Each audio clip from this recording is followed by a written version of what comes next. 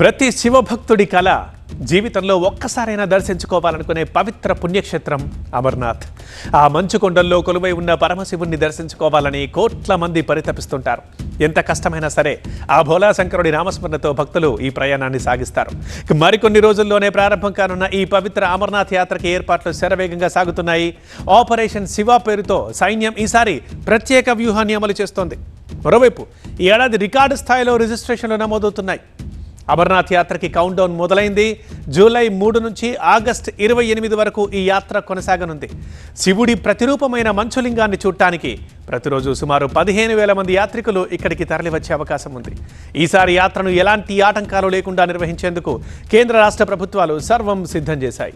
యాత్రకు సరికొత్త టెక్నాలజీతో కూడిన యాంటీ డ్రోన్ వ్యవస్థతో భద్రతను కల్పించారు.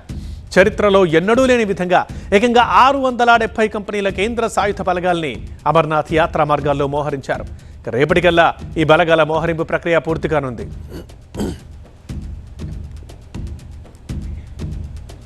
అయితే ఈ పవిత్ర క్షేత్రాన్ని చేరుకోవడానికి ప్రధానంగా 2 మార్గాలు మనకు అందుబాటులో ఉంటాయి.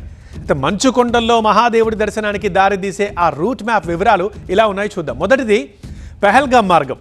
ఇది సుమారు 36 నుంచి 48 కిలోమీటర్ల పొడవు ఉంటుంది. గమ్యం చేరుకోవడానికి సాధారణంగా 3 నుండి 5 రోజులు పడుతుంది. ఈ రూట్ పహల్గాం నుంచి ప్రయాణం మొదలై చందన్వారికి చేరుకుంటారు. అక్కడి నుంచి నిటారుగా ఉండే పిస్టాప్ కొండని దాటుకొని పవిత్రమైన శేషనాగ్ సరస్సు దగ్గరికి చేరుకుంటారు.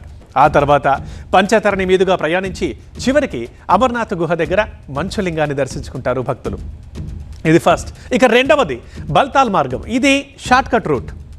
కేవలం 14 నుండి 16 కిలోమీటర్ల పొడవు మాత్రమే ఉంటుంది. వేగంగా వెళ్ళాలి అనుకునే వారు 1-2 రోజుల్లోనే దర్శనం పూర్తి చేసుకోవచ్చు.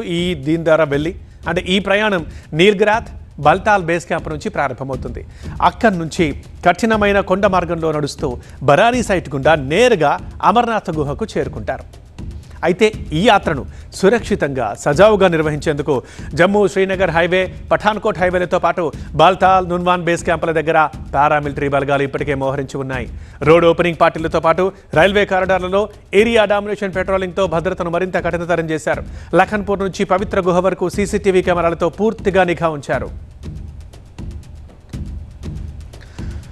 ఇక భక్తుల వసతి విషయానికి వస్తే జూన్ 30 నుంచి జమ్మూలోని భగవతీ నగర్ యాత్రి నివాస్ ఓపెన్ కానుంది. ఇక్కడ ఒకేసారి 2,500 మంది భక్తులు బస చేసేందుకు వీలుగా రాష్ట్ర ప్రభుత్వం ఏర్పాట్లు చేసింది. భక్తులకు ఎలాంటి ఇబ్బందులు కలగకుండా సింగిల్ విండో సిస్టమ్ని తీసుకొచ్చారు. తావీ రివర్ ఫ్రంట్ వద్దే కరెంట్ రిజిస్ట్రేషన్కి అనుమతి ఇవ్వడంతో పాటు రిజిస్ట్రేషన్, మెడికల్ చెకప్, టోకెన్ల జారీ వంటి ప్రక్రియలన్నింటినీ ఒకే చోట పూర్తి చేసేలా ఏర్పాట్లు చేశారు. ఈ ఏడాది అమర్నాథ్ భక్తుల నుంచి ఊహించని రెస్పాన్స్ వస్తోంది. ఏప్రిల్ 15 నుంచే దేశవ్యాప్తంగా నిర్దేశిత బ్యాంక్ బ్రాంచ్ల ద్వారా రికార్డు స్థాయిలో రిజిస్ట్రేషన్లు జరుగుతున్నాయి. ఇప్పటికే అడ్వాన్స్ రిజిస్ట్రేషన్ల సంఖ్య 4 లక్షల మార్కుని దాటింది. భక్తుల రద్దీని దృష్టిలో ఉంచుకొని వారి బస సదుపాయ సామర్థ్యాన్ని 9,000 నుంచి 15,000కు పెంచేలా ధర్మశాలల్ని, క్యాంపుల్ని విస్తరించారు. యాత్ర ప్రారంభానికి సమయం దగ్గర పడుతుండటంతో అధికారులు భద్రతా ఏర్పాట్లను 1కి 2 సార్లు రీచెక్ చేసుకుంటూ తుది మెరుగులు దిద్దుతున్నారు.